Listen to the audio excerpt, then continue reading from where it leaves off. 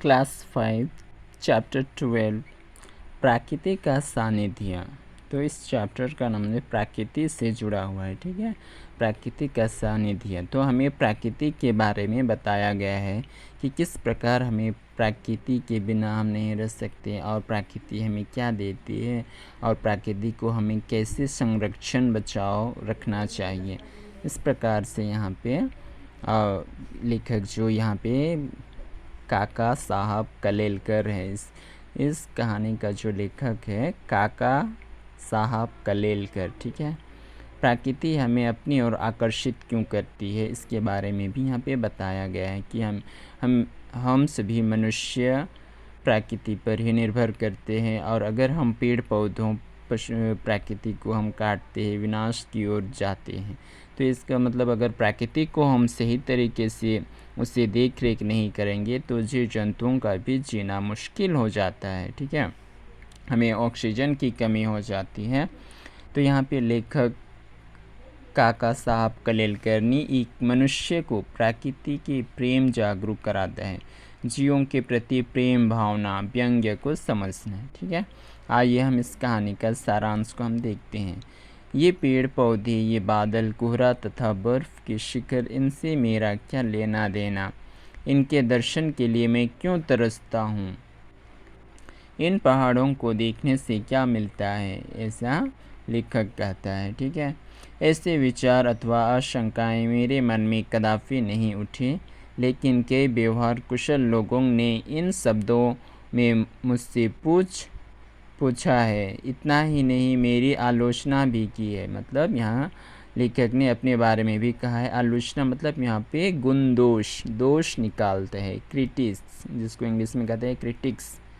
काका साहब कलेलकर जैसे गंभीर पुरुष, विचारक और नेता अफ्रीका के जंगलों में वहाँ के जानवर देखने के लिए क्यों घूमे होंगे। तो यहाँ पे लेखक के बारे में कहा गया कि क्यों अफ्रीका, जो कि सबसे बड़े जंगलों का देश कहा जाता है, वहाँ पे बहुत ही घना जंगल है और वहाँ पे लेखक क्यों घूमने के लिए गया है। तो प्रकृति के बारे में खोज करता है। जान जोखिम में डालते हैं, यह तो है ही, लेकिन ज़िंदगी के कीमती दिन इस तरह बर्बाद करते हैं। इतना ही नहीं, इस धुन का व्यवस्थित उत्साहपूर्ण वर्णन करते हुए किताब भी लिखते हैं। यह कुछ समझ में नहीं आता। इस तरह एक दो स्नेहियों ने कहा भी और लिखा भी है। उनको क्या जवाब दूँ? मैंने तो इतना ही कहा कि असल में इन पेड़ पत्तों और पशु पक्षियों में से ही एक प्राणी मैं भी हूँ। तो प्रकृति में आप लोग देख सकते हैं ना, प्रकृति में जंगलों में बहुत सारे जीव जंतु, बड़े बड़े जानवर, जंगली पशु पक्षी वहाँ पे रहते हैं और उन सभी में से हम मनुष्य भी एक प्राणी हैं जो कि प्रकृति पर भी निर्भर करते हैं। प्रकृति हमें बहुत सारी चीज़ देती है कि नहीं? जंगलों से हम लकड़ियाँ बटोरते हैं, ऑक्सीजन मिलता है, बहुत सारी चीज़ें खाने को भी प्राप्त होती हैं। तो कहता है कि इन सभी में से एक प्राणी मैं भी हूँ। भूल से ही आप लोगों की सयानी दुनिया में आ गया हूँ, इसलिए कभी कभी जंगल के वातावरण के लिए, प्राकृतिक परिस्थिति के लिए तरसता हूँ। तो प्राकृतिक परिस्थिति या वातावरण के लिए मैं तरसता हूँ और वह जब असहाय होता है तब वहाँ हो आता हूँ। जब प्रकृति पर कुछ चोट पहुँचता है, प्रकृति को कुछ नुकसान होता है, तब काका साहब कलेलकर वहाँ पे पहुँच जाता है। ठीक है, पहुँचने का अर्थ है तो वहाँ पे वह उसका खोलता है और प्रकृति को किस प्रकार से संरक्षण के विषय में हमें बताता है। वास्तव में हम सब प्रकृति के बालक हैं। शहरी जीवन और कृत्रिम दुनिया खड़ी करके हम प्रकृति से बिछुड़ गए हैं, अन्यथा पेड़ पौधों के बिना हमसे रहा ही नहीं जाता। तो मतलब जो शहर में लोग हैं, शहरी जीवन और कृत्रिम दुनिया खड़ी करके प्रकृति से बिछुड़ गए, तो मतलब जो लोग शहर में रहते हैं वे लोग प्रकृति को नष्ट करके शहरी जीवन यानी कि प्रकृति से बिछुड़ गए हैं, प्रकृति को छोड़ दिए हैं और शहर में चले गए हैं। तो शहर में हमें ऑक्सीजन, शुद्ध वातावरण नहीं मिलता है। ठीक है, तो जो लोग शहर में रहते हैं उन्हें ऑक्सीजन की भी कमी होती है, तो हमें पेड़ पौधों के बिना हमसे रहा नहीं जाता। शहर में बलिष्ठ भर जमीन में कृत्रिम बगीचा बनाकर 2-4 पौधे उगाकर हम मानते हैं कि प्रकृति के साथ हमने मेल साध लिया। तो शहर के लोग अक्सर वहाँ पे कुछ कुछ बगीचा बनाते हैं, कुछ पेड़ पौधे लगाते हैं और उसी से मानते हैं कि हमने प्राकृतिक जंगल बना लिए हैं। रुपया या 4 आने किसी ब्राह्मण को देकर गोदान का समाधान मानने जैसा हुआ। कुदरत के बीच जब हम बालक जैसे दिखाई दे तभी कहा जा सकता है कि हमने कुदरत के साथ संपर्क साधा। कुदरत मतलब वही प्रकृति, ठीक है, कुदरत की देन है, प्रकृति की देन है कहते हैं ना।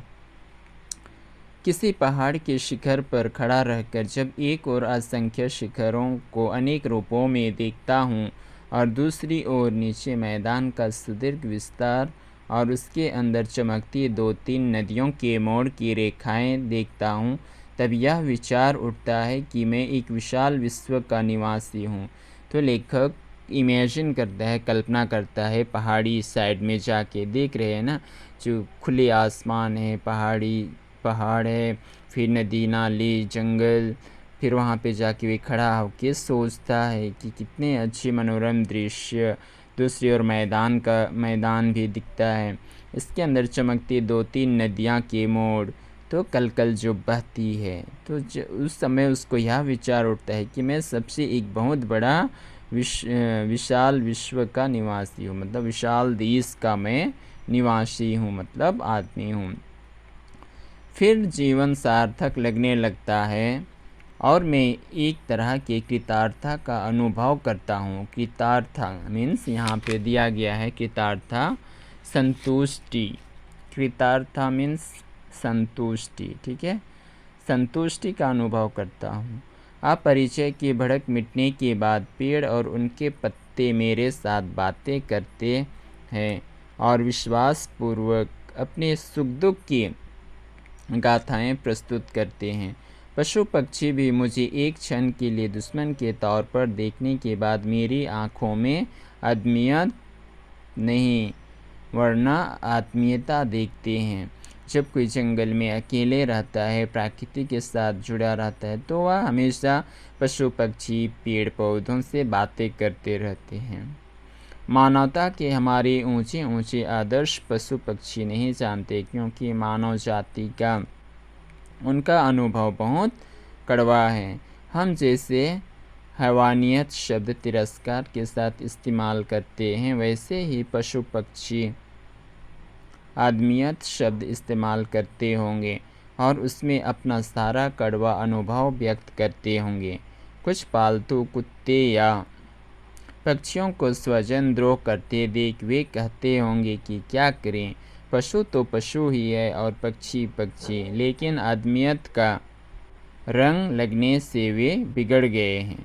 आदमियत मतलब जैसे पशु पक्षी पेड़ पौधे जो हैं, इसमें एक बार मनुष्य का कुछ टच हो जाता है, स्पर्श हो जाता है, तो वह बिगड़ भी जाता है और बनता भी है। कभी कभी मनुष्य प्रकृति को नुकसान भी करते हैं, लेकिन मनुष्य भी अच्छी तरह से उन्हें संभालते भी हैं। लेकिन ऐसा क्यों होता है कि नहीं? एक ज़माना था जब देहात मतलब जो यहाँ पे गरीब, जो देहात है मतलब ग्रामीण क्षेत्रों को दर्शाता है। देहात मतलब यहाँ ग्रामीण एरिया, ठीक है। देहात के और जंगल के पशुओं के साथ अपनी आत्मीयता में ज़्यादा महसूस करता था। जब सिंहगढ़ पर रहता था तब पक्षी मुझे अपनाते थे और मेरे बारे में उनका विश्वास देख मुझे धन्यता महसूस होती थी।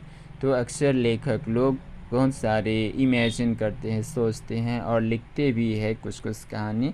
तो वे कभी जंगलों में नदी नाले के आसपास सोचते हैं तो वे उनसे बातें करते हैं, पशु पक्षी पेड़ पौधे नदी नाले के साथ उनसे दोस्ती भी हो जाती है और वे उनके बारे में सोचते हैं। हिमालय में कभी कभी नाटे बने हुए मनुष्य को और जानवरों को देखकर दुख होता है। और उनका सारा विषम जीवन क्रम मेरी नज़र के सामने से गुजरता है, लेकिन वह तो उनको देखता हूँ तब तक ही, बाकी समय तो पेड़ पत्तों से और उनके बीच से रास्ता निकलने वाले झरनों से अपनी आत्मीयता जागती है। अपनी आत्मीयता, तो जब झरना, जो पहाड़ों से जो झरना बहती है ना, उसमें अपनी आत्मीयता, अपनी अंतरात्मा से कुछ जागती है, सोचती है कि ऐसा ये झरना, ये भी कुछ, इनका भी एक ज़िंदगी है, ऐसा सोचता है। और फिर जीवन का विचार करते वर्षों की गिनती नहीं बल्कि शताब्दियों की गिनती चलती है। देहरादून के पास गुच्छू पानी और शस्त्रधारा देखने गया था। देहरादून जो कि उत्तराखंड की राजधानी है ना, उत्तराखंड की राजधानी देहरादून, वहाँ पे बहुत सारे ऐसे धारा, जो वाटरफॉल्स वहाँ पे मिलता है, उसको देखने के लिए बहुत सारे लोग वहाँ पे आते हैं। ठीक है, तो ऐसे ही लेखक देखने के लिए गया था। वे प्रसंग किसी तरह भुलाए नहीं जा सकते। हजारों साल का उनका चरित्र समझने का प्रयत्न करती मुझे मुश्किल नहीं होती, और वहाँ के अनेक बिंदी वाले पत्थरों को हाथ में लेते ही भूगर्भ विद्या की मदद से उनकी जन्म कथा के साथ भी मैं समरस होता था। 5-7 हज़ार फुट की ऊंचाई पर मसूरी में आने के बाद लगता है कि यहाँ के जंगलों के साम्राज्य का उपभोग करने वाले बादल ही मेरे समकक्षी हैं। कभी कभी एकाध पक्षी को एक पहाड़ से दूसरे पहाड़ तक घाटी की ओर लांघकर जाते हुए देख मुझे भी हुआ है कि पक्षी होकर नहीं, लेकिन बादल होकर इन शिखरों के बीच में व्योम विहार जरूर करूं। तो ये कल्पना करता है कि किस प्रकार पक्षी आकाश में उड़ते हैं और नदी नाले पहाड़ पर्वत को पार करते हैं। तो वे सोचता है कि अगर मैं इस प्रकार का रहता तो कितना अच्छा लगता, बादल बन के एक झरने की पहाड़ी के नीचे, पहाड़ी के ऊपर में ज़रूर उसका रंग विचोर करता, मतलब लांघता, आर पार होता, उड़ता फिरता, ऐसा सोचता है कवि लेखक। इन चिर हिम शिखरों मतलब हिमालय की जो चोटी में, जो कि कभी कभी देख रहे हैं ना, यहाँ के हिमालय के आसपास जो चोटी के आसपास पक्षियाँ उड़ती है तो कितना मनोरम लगता है। वह सोचता है काश में मेरी ज़िंदगी भी ऐसा होता।